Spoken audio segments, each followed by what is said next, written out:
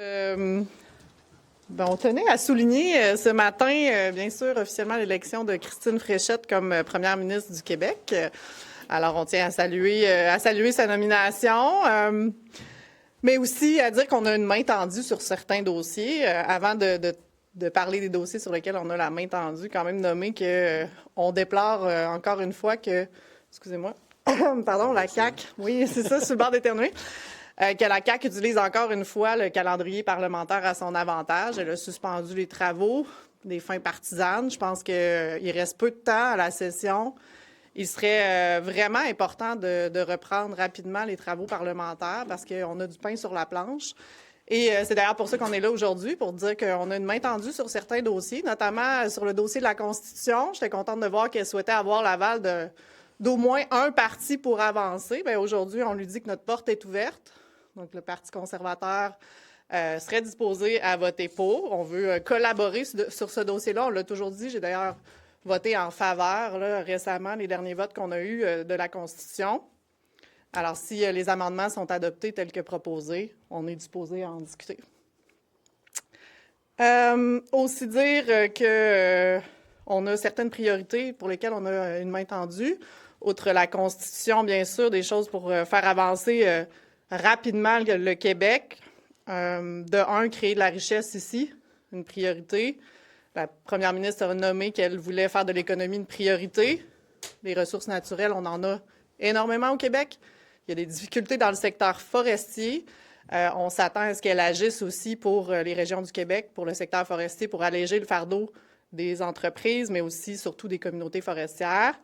Elle a aussi annoncé en campagne qu'elle souhaitait relancer le débat sur l'exploitation des gaz de schiste, l'exploitation du gaz naturel. Alors, on espère qu'elle va respecter cet engagement. On veut aussi qu'elle s'engage, et comme elle le fait, à améliorer l'accès aux soins en ouvrant davantage la porte au privé pour obtenir des résultats rapides et aussi donner plus de pouvoir aux régions, notamment en régionalisant l'immigration, comme nous, on l'a proposé en appelant le projet de loi 592. Et finalement, je céderai la parole à M. Éric Duhem pour la portion réduction du coût de la vie. Merci beaucoup, Maïté. Effectivement, Mme Fréchette a parlé beaucoup, puis elle a dit même que dans son discours que c'était sa priorité de réduire le coût de la vie des Québécois.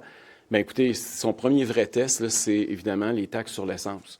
Vous savez que le Parti conservateur du Québec, ça fait plus de 4 ans qu'on revendique une baisse de taxes sur l'essence, comme l'ont fait d'autres provinces à l'époque.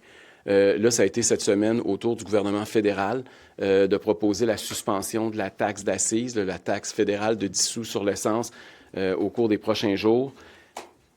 Mme Fréchette a une occasion en or qui ne coûterait pas un sou au Trésor public d'abolir la taxe carbone, 12 à 13 sous le litre, en abolissant également le fonds vert. Donc, ça n'aurait pas d'impact sur les finances publiques et ça soulagerait les Québécois. C'est la mesure la plus concrète, la plus facile, la moins coûteuse pour améliorer le coût de vie de la vie des Québécois. Elle était opposée il y a 48 heures. Elle était hésitante il y a 24 heures. J'espère qu'aujourd'hui, elle va démontrer une ouverture. C'est, quant à nous, là, un enjeu important. Elle pourrait aussi abaisser la taxe provinciale sur les carburants. Vous savez que l'Ontario l'a fait, l'Alberta l'a fait, d'autres provinces canadiennes l'ont fait. Les Québécois paient 18,2 sous présentement la taxe sur le carburant, le litre. L'Ontario avait suspendu initialement, si on regarde le parallèle ontarien, il est intéressant, avait suspendu de 6 sous, 5,7 sous pour être précis, là, en 2022. Ils ont renouvelé la suspension. Il avait commencé comme le fédéral, là, quelques mois, puis là, ça a été renouvelé. Puis il y a quelques mois, M. Ford, le premier ministre de l'Ontario, a annoncé que c'était une baisse permanente. Donc, j'espère que ça va être la même chose avec la taxe d'assises à Ottawa et le Québec pourrait aussi faire la même chose. Pour celles et ceux qui craignent que les pétrolières vont bouffer l'espace, là, parce que j'ai entendu l'argument, là, dire c'est les pétrolières qui vont profiter de cette baisse-là. Mais je veux juste vous dire que le prix à la pompe ce matin, là, en Ontario par rapport au Québec, l'écart est de 20 sous. Si vous prenez la taxe carbone, puis l'argent qui a été enlevé sur la taxe provinciale sur les carburants en Ontario, là, c'est 20 sous. Donc, la raison pourquoi les Québécois paient plus cher, c'est pas parce que les pétrolières s'en mettent plus dans les poches au Québec, c'est parce que les gouvernements sont plus gourmands au Québec qu'en Ontario. Et finalement, je veux aussi aujourd'hui commenter la main tendue parce que j'ai vu que même M. Plamondon ce matin tend la main à ce qu'ils appellent les nationalistes de la CAQ. Je peux vous dire que depuis 72 heures, je suis en contact avec énormément d'organisateurs, de gens qui ont travaillé activement à la campagne de Bernard Drainville. Vous avez vu ce que j'ai dit, des 42 de caquistes qui, dimanche, ont voté pour un candidat qui a mis de l'avant des idées et des valeurs conservatrices pendant la course à la direction de la CAQ.